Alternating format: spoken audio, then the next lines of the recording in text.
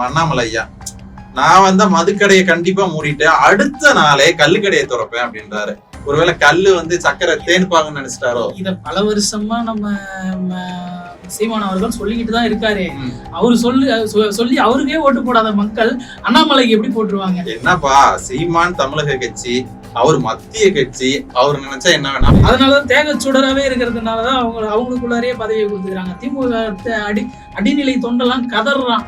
திமுகன்னு இல்ல, நம்ம எல்லா கட்சிகள் மேலுமே வைக்கக்கூடிய ஒரு சீமான் கட்சியில கூட கண்டிப்பா வாரிசு அரசியல் இருக்குதுன்னு தான் சொல்லணும். இவர் வந்து ஸ்டார் வேட்பாளர்னு சொல்ல முடியல, ஸ்டார் வேட்பாளர் இல்லன்னு சொல்ல முடியல. எதனாலனா இவர் வந்து இதுக்கு முன்னாடி இயக்குனரா இருந்தார். இயக்குனரா இருக்கும்போது அவர் ஒரு ஸ்டார். சினிமானாலே ஸ்டார் தான். நான் என்ன நினைக்கிறேன், ஸ்டார் வேட்பாளர்னா யாரா அது? ஒருவேளை ஸ்டாலினே எதுவும் இது தள்ளுபடி பண்ணிட்டாங்க, எம்பி அது போறா அப்படி யோசிச்சேன். அப்படி இல்லைங்க, அவர் இயக்குனரா திரைப்படத்துறையில இருக்கும்போது அவர் ஒரு ஸ்டார். 1000 தான் பொன்முடி அந்த இடத்துல வலுப்பெற்று இருந்தாலுமே கூட இந்த இடம் வந்து ரெட்டலைக்கு தான். டக்குன்னு 1000 தான் பொன்முடினோடனே 1000 ரூபாய் பொன்முடி, அதாவது பொன்முடினா அந்த பொன்முடி 1000 ரூபாய் அந்த பொன்முடிப்பா கொடுத்துதான் ஜெயிச்சாங்கன்னு சொல்றீங்க. கேஸ் கொடுக்காம விட மாட்டீங்க போல நீங்க. ஏதோ எங்கேயோ எழுத்து போய் விடலான்னு பாக்குறீங்க. மோடி மட்டும் என்ன சொல்றாரு, சொல்லு, நான் உங்கள் எண்மண் எண் மக்கள்ன்றாங்க. அப்ப மத்தவங்களுக்கு எல்லாம் அவங்க மக்கள் இல்லையா? அப்படி இல்லைண்ணே, அவங்க வந்து இன்னொருத்தர் என்னன்னா நீதி யாத்திரைன்னு கிளம்புறாரு, மத்தவங்க எல்லாம் என்ன அநீதி யாத்திரைன்னா கிளம்புவாங்க. என்னப்பா அது பாஜக வந்துச்சுன்னா நாங்க நம்பி மன்னிச்சு ஏத்துப்போன்றீங்க. நீங்க தான் வந்து பாஜக வந்து தாமரை மலரணும்னா எங்க சூரியன் முதல்ல உதிக்கணும், உதிச்சாதான் தாமரை மலர முடியும். கரெக்டா தான் சொல்றேன், இப்பயும் அதைத்தான் சொல்றேன். சூரியன் நானே என் கூட வந்து சேர்ந்துட்டேன்னா தாமரை மலர்ந்துடும். அப்படி நீங்க வாழ கூப்பிட்டு இருக்கீங்க பாஜகவை. நான் கூட இப்படி யாராச்சும் பேச்சாளர்கள் வருவாங்கன்னு பார்த்தா, ஒரு கட்சி வச்சிருந்தவரே நான் பேச்சாளரா வர்றேன், எனக்கு ஏதோ பார்த்து போட்டு கொடுங்க அப்படின்னு கட்சி வச்சிருக்கு. இப்படி பேசுற, அசால்ட்டா பேசிட்டு இருக்கியா? தெரியலண்ணே, தெரியாத விஷயத்த கேட்டு தெரிஞ்சுக்கணும். அதுப்பா, கடவுள் இல்லைன்னு நான் சொல்லல, கடவுள் இருந்தா நல்லா இருக்குன்னு தான் நான் சொல்றேன். மன்னிக்கிறவன் மனுஷன், மன்னிப்பு கேட்கிறவன் பெரிய மனுஷன். வந்து அந்த டிவி உடைச்சவரு எங்க பாட்டியும் தானே ஆடு வளர்க்குறாங்க. மிஞ்சி போனா வருஷத்துக்கு 1 லட்சம் ரூபாய் ஏற மாதிரி. நீங்க ரம்ஜானுக்கு வித்துருவீங்க, நான் ரம்ஜானு விற்க மாட்டேன், தீபாவளிக்கு தான் வைப்பேன். அதனாலதான் அந்த ரேட். பிசிக்கு அப்ளை பண்ணி 20 நாள் கழிச்சுதான் அவங்களுக்கு பானை சின்னம் கொடுக்குறீங்க. எதனால தம்பி? நாங்க வந்து அப்டேட்ல இருக்கோம். இப்ப நீங்க 2 கட்சியில போட்டிடுற, 2 தொகுதியில போட்டிடுற அம்மா மக்கள் முன்னேற்ற கழகத்துக்கு உடனே குக்கர் கொடுத்தோம். ஏன் கொடுத்தோம்? ஏன்னா நாங்க டிஜிட்டல் இந்தியா தம்பி. குக்கர்ன்றது புதுசு, பானைன்றது பழசுப்பா. அதனாலதான்.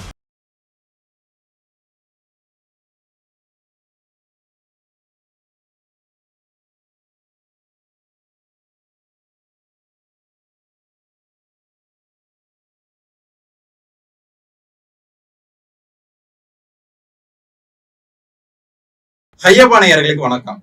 வழக்கமா அடிக்கிற வெயிலை விட இப்ப வெயில் சுள்ளுன்னு அடிச்சிட்டு இருக்கு.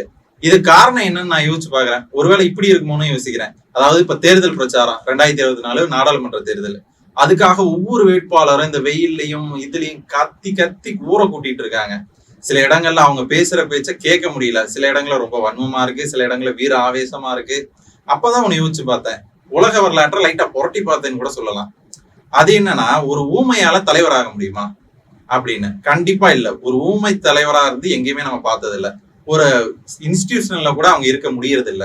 அதனாலதான் நல்ல பேச்சுத்தன்மை இருக்கிறவங்க வந்து ஆட்சியை பிடிக்கிறது வழக்கமா இருக்கு. ஏன் நம்ம கலைஞர் ஐயாவை எடுத்துக்கலாமே, கலைஞர் ஐயா பேசாத பேச்சா? அவரோட அடுக்குமொழிக்கு தான் தமிழகமே கொஞ்சம் காலம் அடிமையா இருந்துச்சுன்னு சொல்லலாம். ஆனா என்ன, அவருக்குள்ள இவர் ஸ்டாலினுக்கு தான் வந்து கொஞ்சம் வரல, பாவம். துண்டு சீட்டு எல்லாம் வச்சு பாக்குறாரு. அதே இது சீமான்ட்ட இருந்தாலும் சீமான் வந்து கொஞ்சம் முரண்பாடா அங்கிட்ட செய்யறாரு, இங்கிட்ட செய்யறாரு. எது உண்மை? ஐயா இங்கிட்டு போறாரு சீமான் ஐயா அப்படின்னு நம்ம அங்கிட்டு போனோம்னா அங்கிட்டு விட மாட்டாரு. இந்த சைடு வாப்பா, இதுதான்ப்பா உண்மை அப்படின்றாரு. இந்த குழப்பல்லே வச்சிருக்காங்க. ஸ்டாலின் துண்டறிக்கை வச்சு பேசுறாரு அப்படின்னு நீங்க சொல்றீங்க. ஸ்டாலினுக்கு முன்னாடியே வந்து நம்ம எடப்பாடி ஐயா பேசியிருக்காரு இல்லைங்களா? என்ன அது என்னடா பேசுறாரு? ஏகப்பட்ட விஷயங்களை அவர் துண்டறிக்கை வச்சுதான் பேசுறாரு. இன்னைக்கு கொஞ்சம் மருவி வந்துட்டாரு. வந்துட்டு ஓரளவுக்கு ஸ்டேஜ்ல நின்று பேசுற அளவுக்கு வந்தாலும் கூட இன்னமும் சின்ன துண்டறிக்கைகளை வச்சுட்டு தானே இருக்காரு. அந்த கம்பராமாயணத்தை சைக்கிளா இருந்தாரு, அந்த காலத்துக்கு போயிடுறாங்க. கண்டிப்பா. அடுத்தது இன்னொரு விஷயம், எனக்கு ரொம்ப நாளா இருக்கிற சந்தேகம் என்னன்னா, இப்போ வந்து நம்ம உதயநிதி ஸ்டாலின் அவர்கள் உள்ள வரும்போது ஒரு பெரிய பேப்பர், இவ்வளவு பெரிய பேப்பர் எடுத்துன்னு வந்து வச்சு தான் பேசுவாரு. அப்படி பேசும்போது கூட 1000 வார்த்தைகள் தப்பாகும், மாறி மாறி தான் பேசுவாரு. ஆனா இப்போ அவர் பேப்பரே இல்லாம அடிச்சு விடுறாரு. அடிச்சு விடுறாருன்னா புரியல, அதாவது உண்மைக்கு புறம்பா பேசுறாரா இல்ல உள்ளதா உள்ளபடி உள்ளவாறு பேசுறாரா? உள்ளபடி உள்ளவாறு பேசுறாரு. அதுவும் வந்து நான் செஞ்சா தப்பு இல்ல, அடுத்தவன் செஞ்சா தப்புன்ற மாதிரி பேசுறாரு. இன்னும் கூட சம்பவம் சிறப்பா பண்ணிருக்காரு பாத்தியா? ஒரு சம்பவம் ஃபர்ஸ்ட் வந்து போன எலெக்ஷனுக்கு வந்து எய்ம்ஸ் செங்கல்ல தூக்கிட்டு வந்தாரு. இந்த எலெக்ஷனுக்கு ஒரு போட்டோ ஒண்ணு கையில வச்சுட்டே சுத்திட்டு இருக்காரு. பல்ல வேற காட்டிட்டாங்களாம். எதுக்கு பல்ல காட்டினாங்கன்னு தெரியல. எடப்பாடி பழனிசாமி இன்னும் ஒரு சம்பவம் பண்ணிருக்காரு. இதுல பாத்தியா, அதாவது மதுக்கடையை மூடுங்கன்னு பிரச்சாரம் பண்ணும்போது கேக்குறாங்க ஒரு மக்கள், 2016 கலைஞரா என்ன சொன்னாரு, மதுக்கடையை மூடுவேன்னு சொன்னாரு, அப்ப ஓட்டு போட்டீங்களா, இப்ப வந்து கேக்குறீங்களே அப்படின்னு கேக்குறாரு. ఒక్క అడుగుదా నేను తోరావిల ఎవర్నా వస్తే మారిపోతాడు, వాడు పోతే వీడు, వీడు పోతే నేను, నేను పోతే నా అమ్మ మొగని ఎవరన్నా వస్తే చంపేస్తారు. అలాగా గురుగారు చెప్తున్నారండి. ఏయ్ ఏయ్ ఏయ్ ఉన్న ఫోన్ ஒரு வார்த்தை தானே சொல்ல சொன்னேன். காலையில பார்த்தேன். சரிப்பா, அப்படி ஓகே பண்ணீங்க, 2021 நீங்க தான் வந்தீங்க, அதை பண்ணிருக்கலாம். இல்ல இந்த தடவையாச்சும் பண்ணுங்கன்னு சொல்றதுல என்ன தப்பு இருக்கு? மேனுஃபேக்சரிங்கே அவங்க தான் பண்றாங்க அப்படின்றாங்க. ஓ, ஆலை கனிமொழிக்கே ஒரு 4-5 நிறுவனங்கள் சொல்றாங்களே. ஆமா, எனக்குமே இந்த சந்தேகம் இருக்குப்பா. ஒவ்வொரு தேர்தல் வரும்போது ஏதாவது ஏடா கூடமா தேர்தல் அடிக்க, இதை பண்ணிடுவான், அதை பண்ணிடுவான், இதை மூடிடுவான், அதை மூடிடுவான். அப்படியே இந்த மதுக்கடனும் போது எனக்கு இன்னொன்னு ஞாபகம் வருது. நம்ம அண்ணாமலை ஐயா, நான் வந்து மதுக்கடையை கண்டிப்பா மூடிட்டு அடுத்த நாளே கல்லுக்கடையை திறப்பேன் அப்படின்றாரு. ஒருவேளை கல்லு வந்து சக்கரை தேன்பாங்கன்னு நினைச்சிட்டாரோ? இத பல வருஷமா நம்ம சீமான் அவர்கள் சொல்லிக்கிட்டு தான் இருக்காரு. அவரு சொல்லி அவருக்கே ஓட்டு போடாத மக்கள் அண்ணாமலைக்கு எப்படி போட்டுருவாங்க? என்னப்பா, சீமான் தமிழக கட்சி, அவர் மத்திய கட்சி, அவர் நினைச்சா என்ன வேணா, தாமரை மலர்ந்தே தீரும் சொன்ன நம்ம தமிழிசை சவுந்தரராஜன் கூட தென்சென்னையில நிக்கிறாங்க. தென்சென்னையில மலருமா? என்னப்பா, ஆளுநர் பதவியை மக்களுக்காக தூக்கி போட்டு வந்திருக்காரு, மக்களுக்காக தூக்கி போட்டு வந்திருக்காரு. உங்களுக்காக தான். அப்படின்ற பதவியே ஒரு நடுநிலை தன்மையான பதவி. இத்தனை நாள் நீங்க பாஜக கட்சியில இருந்துகிட்டு அப்போ ஆளுநர் பதவியை வகிச்சிருக்கிறீங்களா? சரி, அப்படி கிடையாதுப்பா. அந்த சப்போர்ட்ல போயிருக்கோம் நாங்க நீண்ட காலமா. நீங்க சப்போர்ட்ல போங்க, நீங்க ஆளுநரா போயிட்டீங்க, ஒரு நடுநிலை தன்மையான ஆளா ஆகிட்டீங்க. இத்தனை நாள் அந்த கொள்கையில இருந்தாலுமே இப்ப ஆளுநர் ஆனதுக்கு ஒரு நடுநிலை தன்மையான ஆளா வந்துட்டதுக்கு அப்புறம் அவங்க என்னன்னா ஒரு நடுநிலையான அரசியலை தான் மேற்கொள்ளணுமே தவிர அவங்க என்ன பண்றாங்க, நான் மக்களுக்கு சேவை செய்ய போறேன்னு திரும்பவும் வந்து அதே பாஜக கட்சியில அதே கொள்கையில இணையறாங்க. அதுல சிலது பண்ண முடியாதுப்பா, அதுல வந்து சிலது பண்ணவே முடியாது. அதாவது ஆளுநரா இருக்கேன்னு வச்சுக்க, நீங்க ஆளுநர் பதவியை ஏத்துக்கிட்டு போயிருக்கவே கூடாது. அப்ப என்னால என்ன பண்ண முடியுமோ அதை பண்ணீங்க. இப்ப என்னால என்ன பண்ண முடியும்னு எனக்கு தோணுதோ. எனக்கு சார், இதுக்கு பருத்தி மூட்டை பேசாம குடோன்ல இருக்கலாமே.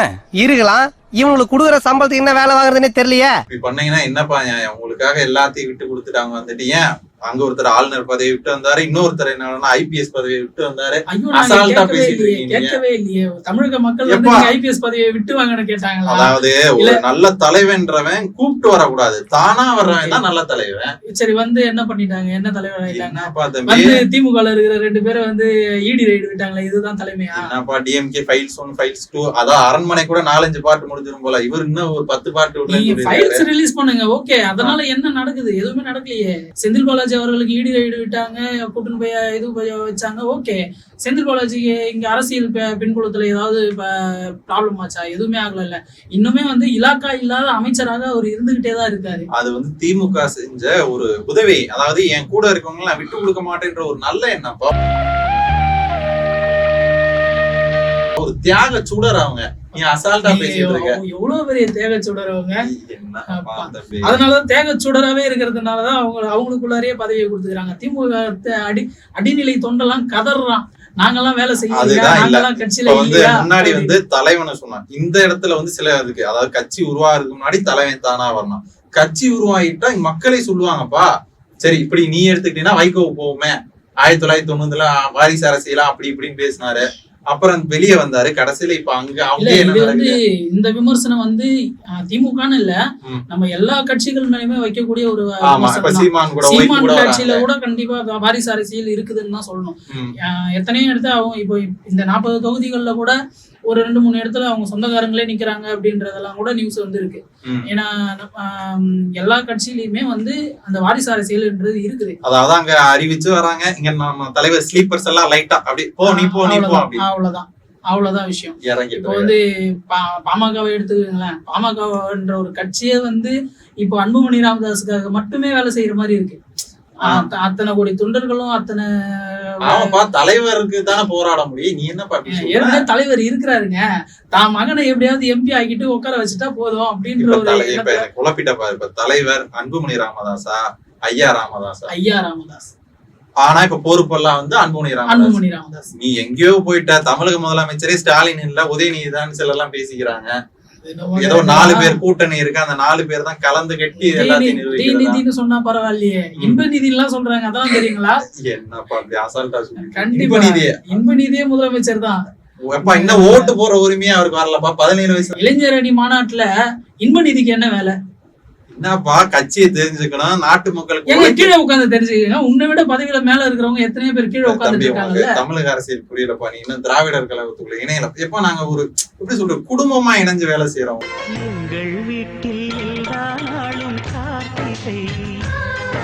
நீங்க குடும்பமா இணைஞ்சிருக்கிறதா எங்களுக்கு பிரச்சனையேன்றேன். இப்போ நீங்க குடும்பமா தலைமையில இணைஞ்சிட்டீங்க. உங்களை நம்பி இருக்கிற அடிநிலை தொண்டர்கள் கத்தி நாங்க போயிடணுமா? சரி, இப்ப நீ சொல்றபடி பார்த்தா அமைச்சர் எல்லாம் புறக்கணிப்பு போனா ஏன் உதயநிதி ஸ்டாலின் அதுக்குள்ளேயும் வந்து ஒரு அமைச்சரா போடுறீங்க அப்படின்னு கேட்கணும். அப்படிலாம் இல்லையா?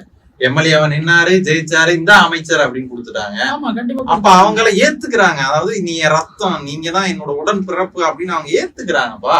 நீ வந்து தப்பு. அதாவது வந்து ஏத்துக்கிறது வந்து ஒரு பாயிண்ட் ஆஃப் வியூ பீப்புள் அதை வந்து ஏத்துக்கிறாங்க. இன்னொரு பாயிண்ட் ஆஃப் வியூ பீப்புளை வந்து நீங்க வாய்ஸ் கொடுக்கவே விட மாட்டீங்க. விட்டாதானே அவங்க சொல்லுவாங்க.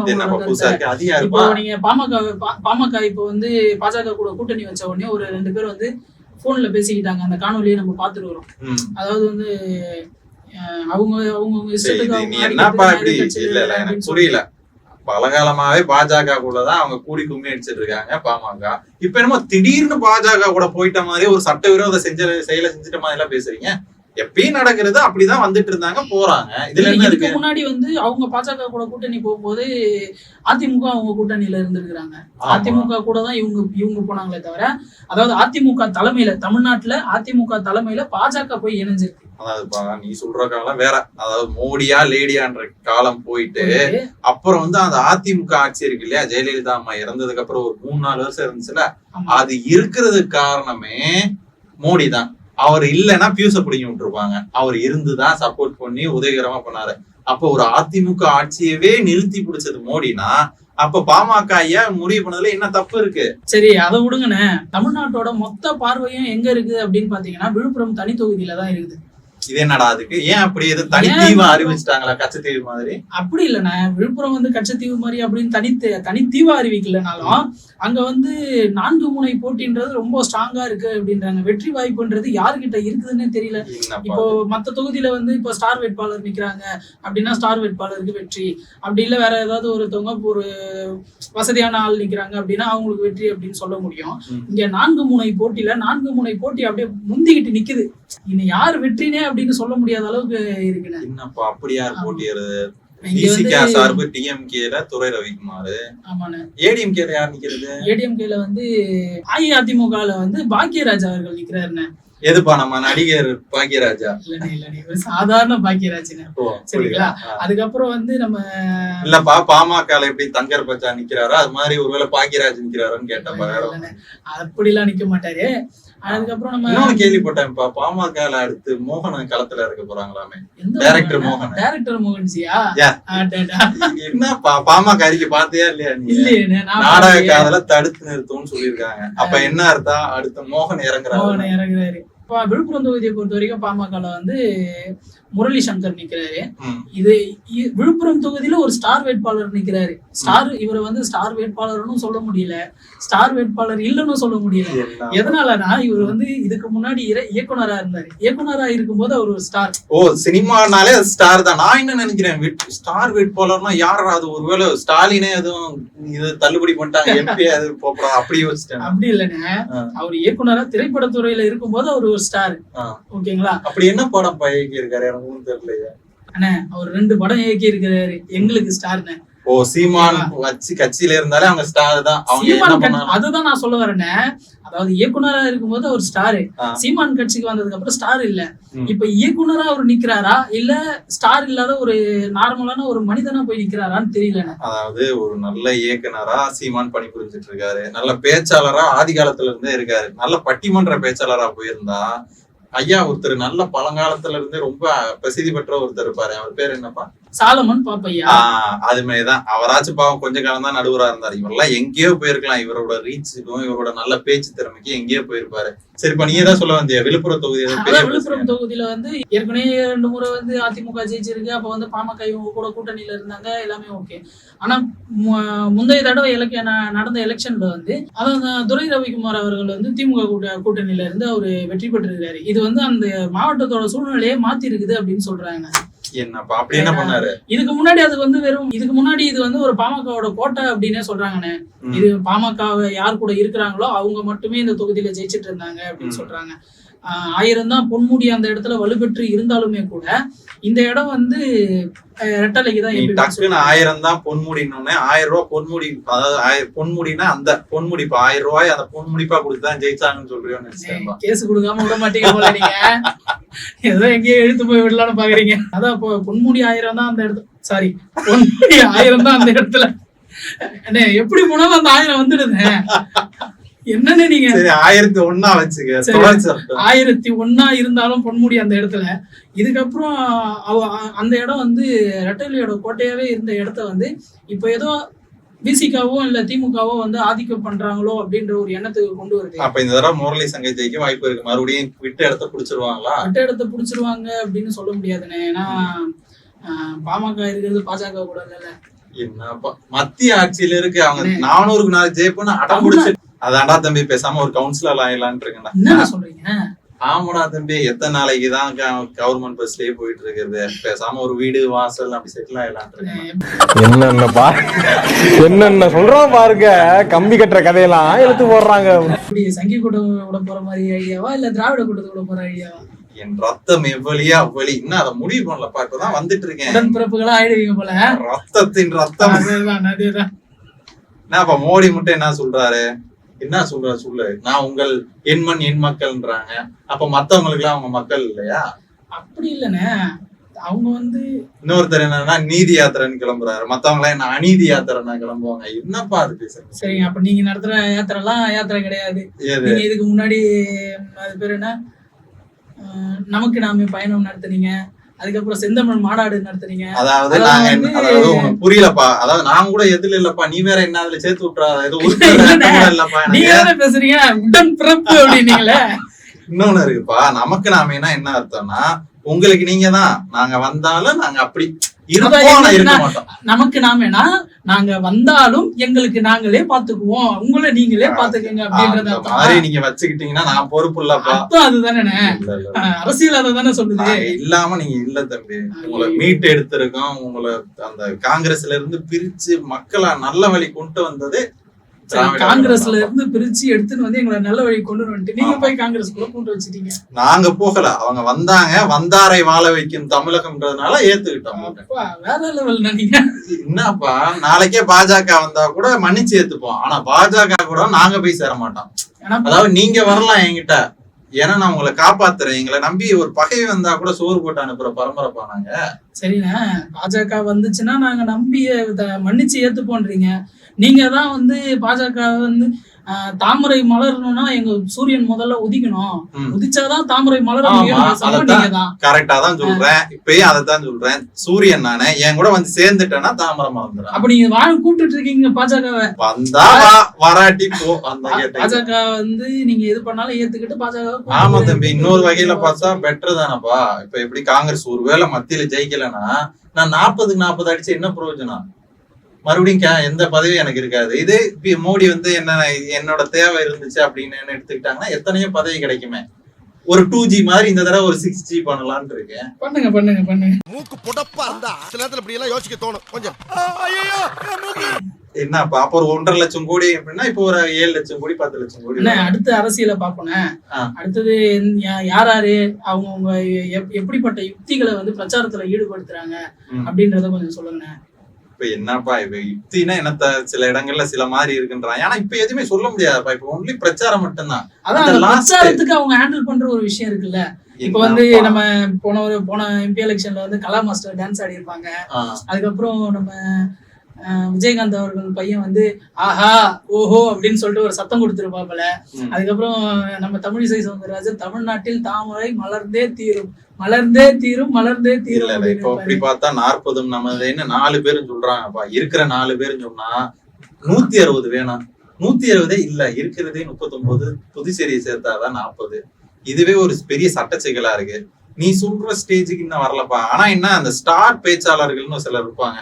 பாவம் ஸ்டார் பேச்சாளர்கள்னா சீமான சொல்றீங்களா? சீச்சி இல்லப்பா, நான் அவரை சொல்ல அவர் கட்சி தலைவர் தப்பே. நான் வந்து ஸ்டார் பேச்சாளர்கள்னா இப்ப நான் கூட ஒரு கட்சி சார்பா போய் பேசலாம்.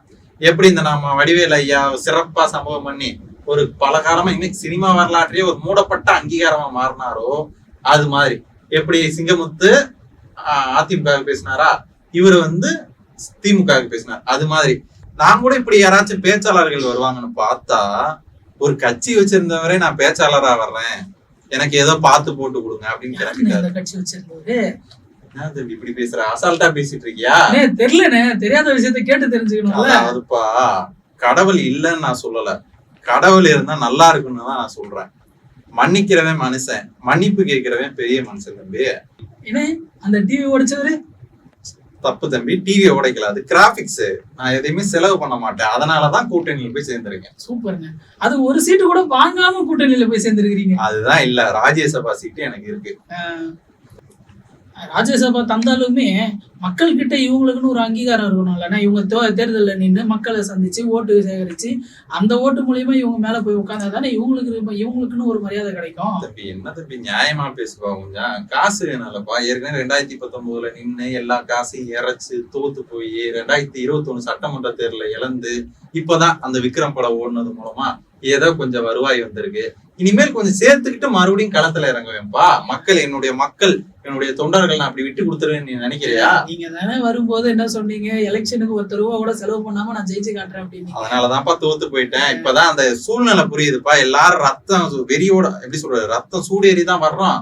ஆனா இங்க வந்து பார்த்தா தானே தெரியுது. ஒவ்வொருத்தன நீ 500 கொடுத்தா 1000 கொடுன்றான்.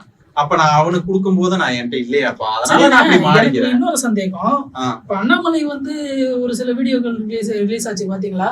வானதி ஸ்ரீனிவாசனும் அண்ணாமலையும் காசு கொடுக்க ஐயருக்கு காசு கொடுக்க போய் அது மறைஞ்சு கீழே விழுந்தது, இந்த மாதிரி வீடியோ எல்லாம் ரிலீஸ் ஆச்சு பாத்தீங்களா? அது வந்து சும்மா ஒரு செலவுக்காக ஒரு நல்ல என்ன அடிப்படையில கொடுத்திருப்பா, ஒரு அபிமான அடிப்படையில தேர்தல் இது விதிமுறைகள் நடைமுறைக்கு வந்ததுக்கு அப்புறம் நீங்க எப்படி காசு கொடுப்பீங்க? அது தப்பா பேசுறீங்கப்பா. நான் வந்து மக்களுக்கானவங்க அவருக்கு வர்றாரு, சரி கொஞ்சம் வச்சுக்கமே, செலவுக்கு வச்சுக்கணுமே. உடல் மெலிந்தவரா தெரிஞ்சாரு என் கண்ணுக்கு, அதனால கொஞ்சம் செலவுக்கு சாப்பிட வச்சு. ஐயருக்கு 2000 ரூபாய் கொடுப்பீங்களா?